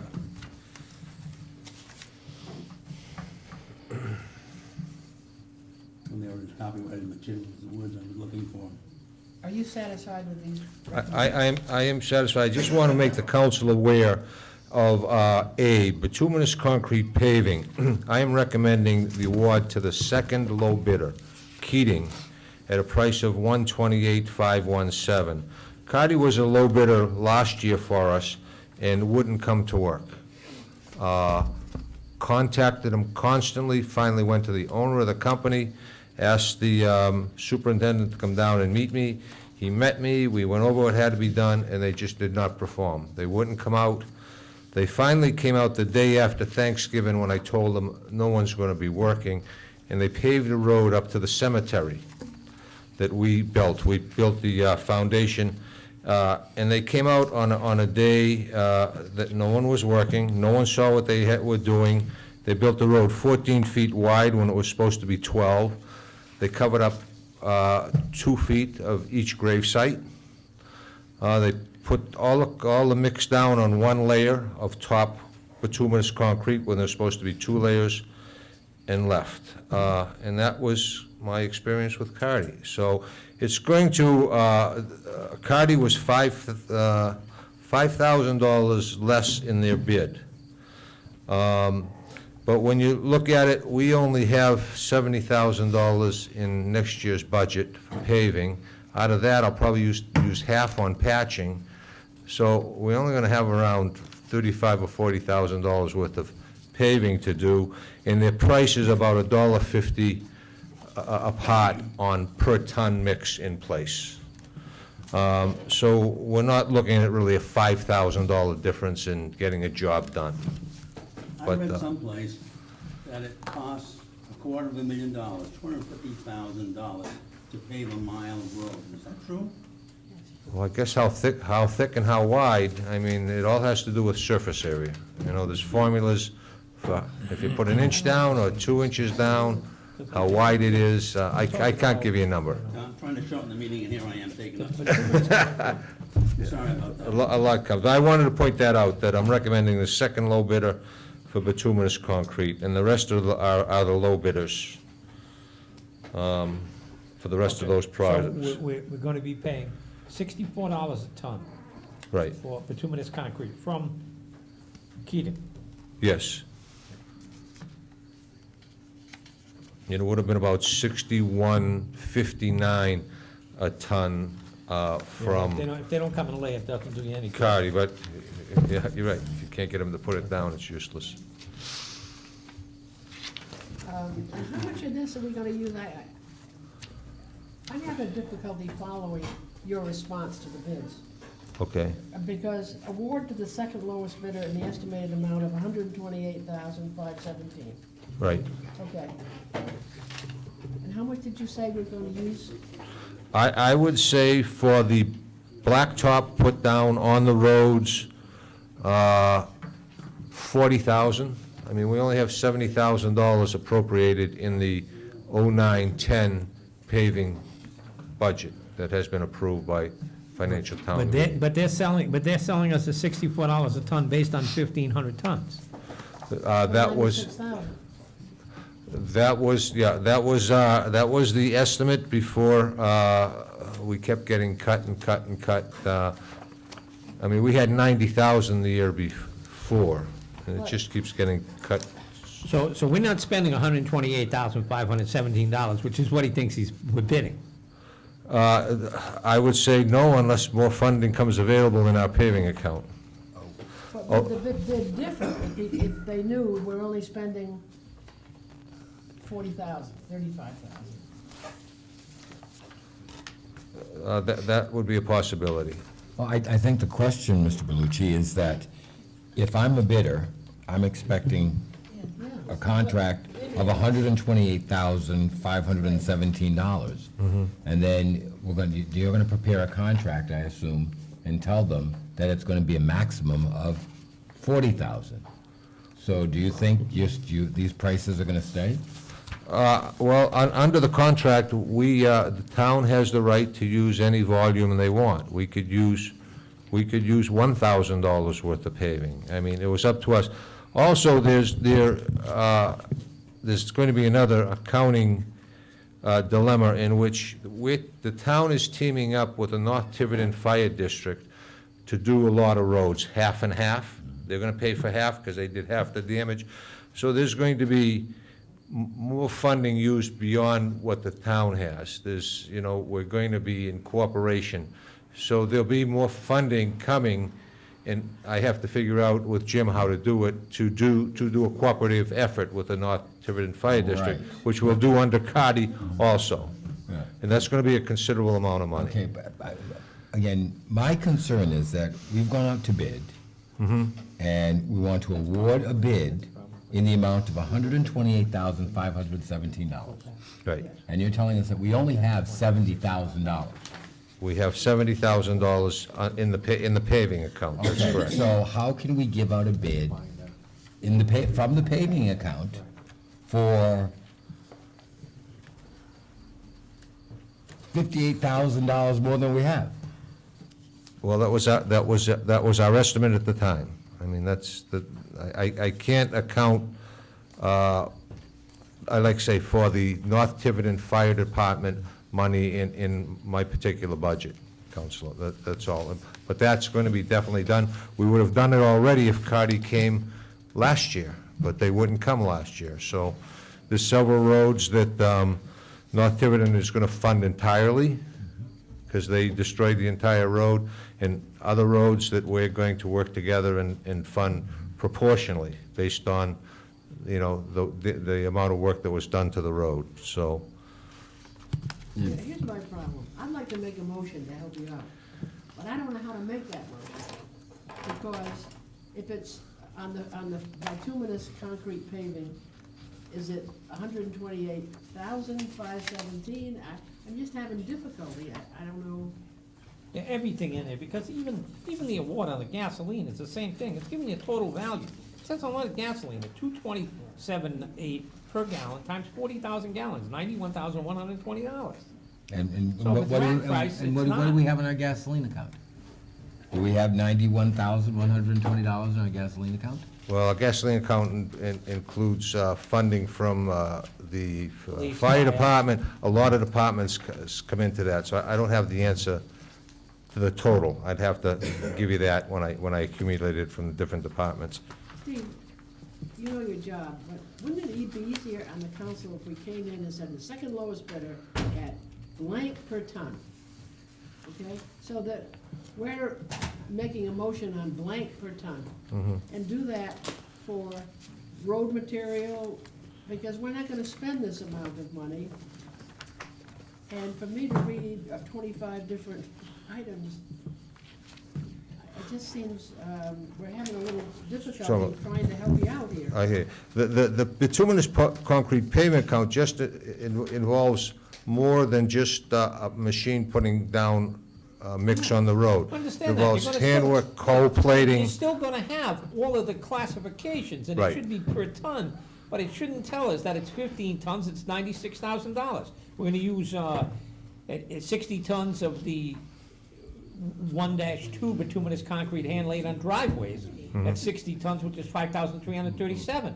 Because when you total it up, as Louise says, we come up with a figure here that says we've got a $128,517. And you're telling us we're not gonna spend that much money. So the point is, the guy tells you it's $64 a ton, because you tell him you're gonna buy 1,500 tons. If I tell him I'm buying 60 tons, he says, that ain't $64, it's $80. I mean, you're getting the value, the discount. In the same way, you go to the gasoline and you're telling us that this is a rack price plus. Well, how do you come up with 227.8 times 40,000 gallons for 91,120? You're asking us to okay a document, and then you're telling us that ain't the document. Because that's not what the cost is gonna be. If I could just ask a question, Steve. Go ahead. We've just applied for $250,000 for road paving, correct? Yep, well, under the stimulus package, yeah. Right. Can we use that here? I have a request in, we've sent a list of roadways that, to be asked to be qualified under that $250,000 stimulus package for RIDOT. I have had a conversation with them, to meet with them, to see if we can use the $64 a ton, to do that particular work. I don't know if we can use, they said if it was legally bid and awarded and everything was kosher, there's a possibility that we could use that.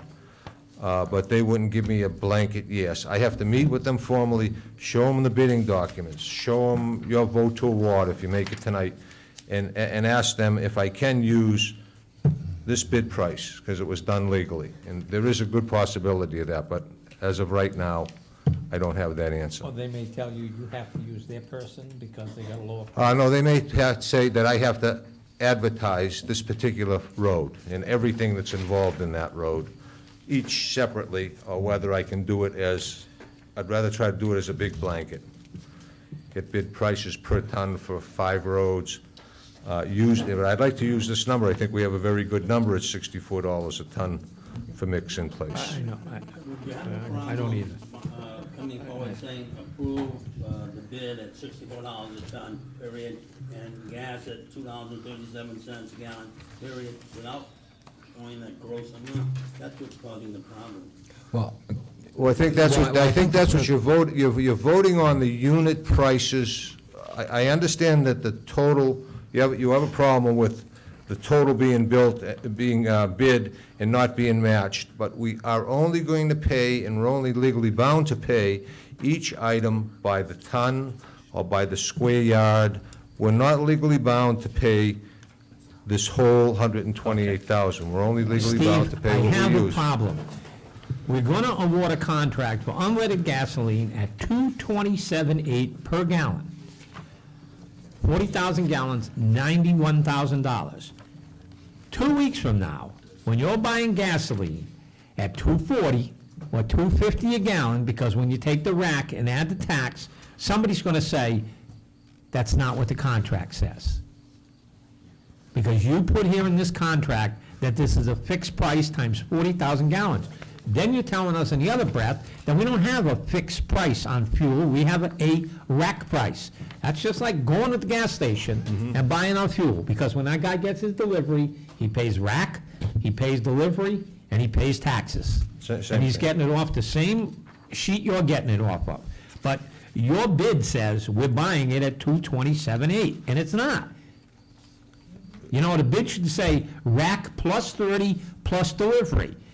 And then, you know, I'm not gonna have a problem with that, because that's what we're actually paying, and it's gonna be a fluctuating figure all year. This document is so flawed, I cannot, in good conscience, vote for the document. I have no problem with any price you got for a product, but I don't want a total on it, and I don't want a tonnage on it, because if there's no guarantee on it. Where I'm coming out is to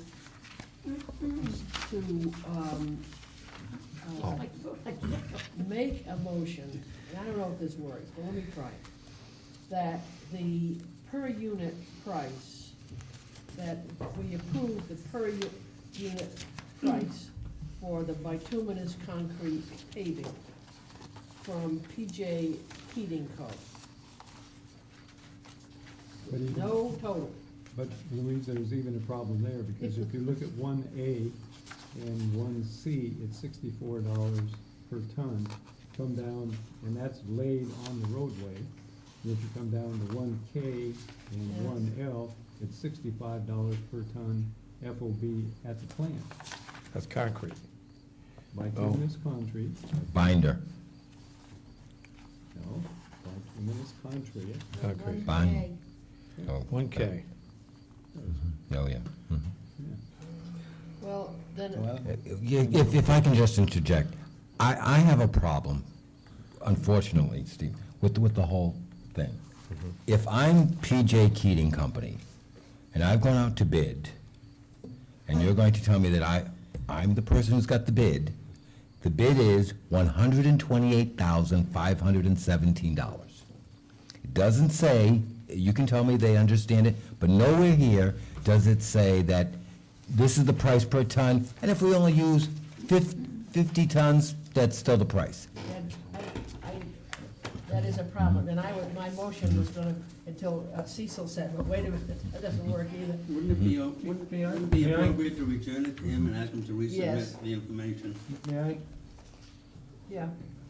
I asked Nancy to get the actual bids from the vault while you're looking at it, and it is clear in the invitation for bids, it says that estimated quantities are shown for the initial contract period.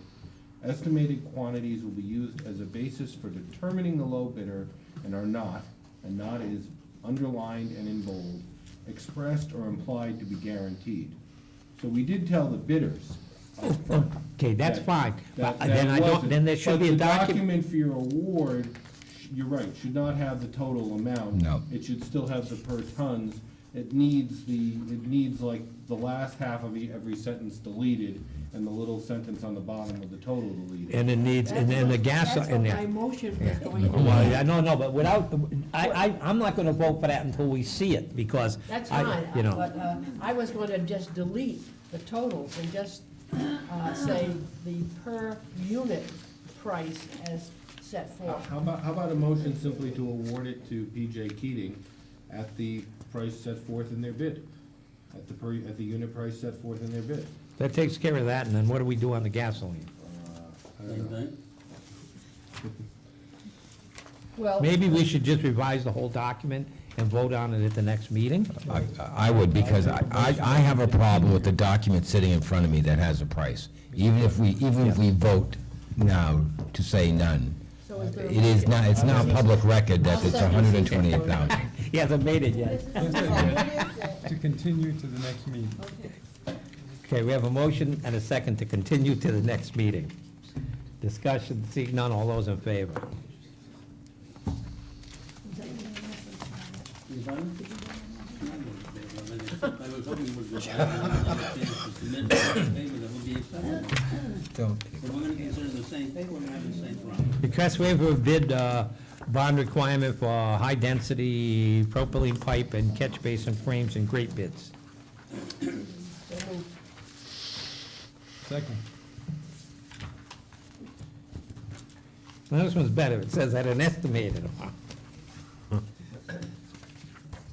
We have a motion and a second to approve the bid for a high-density propylene pipe and correct catch basin frames and grates. Been seconded. Further discussion? Seeing none, all those in favor? Okay, yes.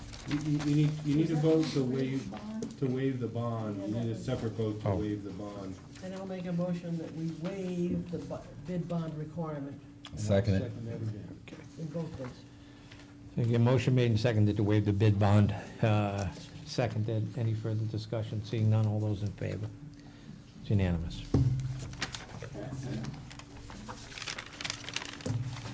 Town Administrator, announcements, comments, and questions.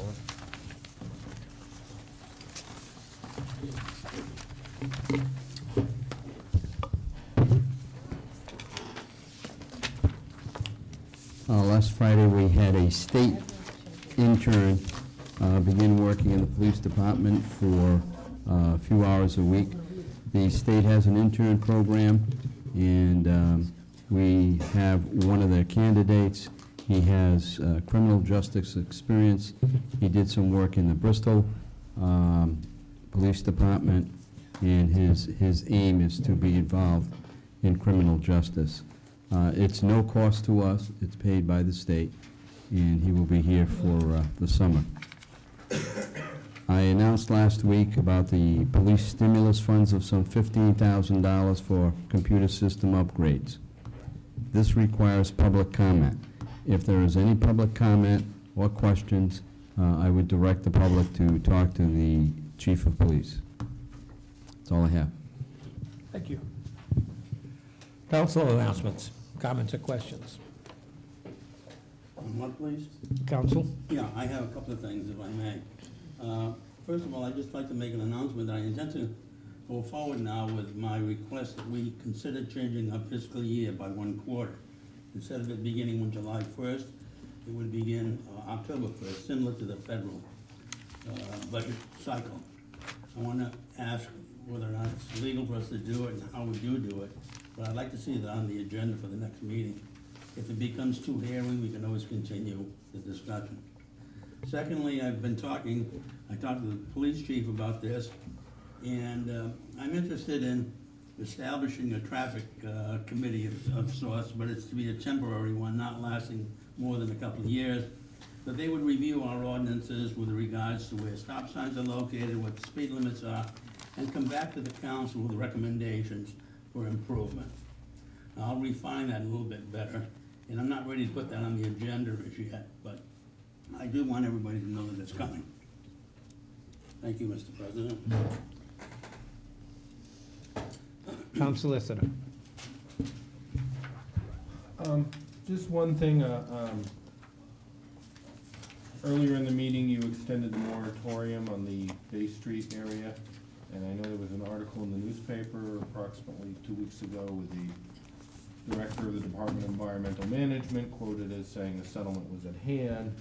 And I would just say publicly, as opposed to our many executive sessions, but for the public as well, that it does appear that a settlement is at hand. However, we still don't have all the documents with all the signatures. So I am waiting until we have that before I would present it to the council and ask you to make it public at that point in time. Our business having been conducted, it's now time to enter into executive session. I'll make a motion that we go into executive session pursuant to 42, 46, 5A2. Second stay, 2 items. Motion made and seconded, all those in favor? On the question, Mr. President, Yes. I'm not going to be able to make that executive session meeting, but I've told the solicitor, and I'm hoping that the minutes will satisfy me. He assures me pretty much that there'd be no vote taken in the executive session. And to remain in executive session for prospective business pursuant to 42, 46, 5A6. Second. Any discussion, seeing none, all those in favor? We're now in executive session.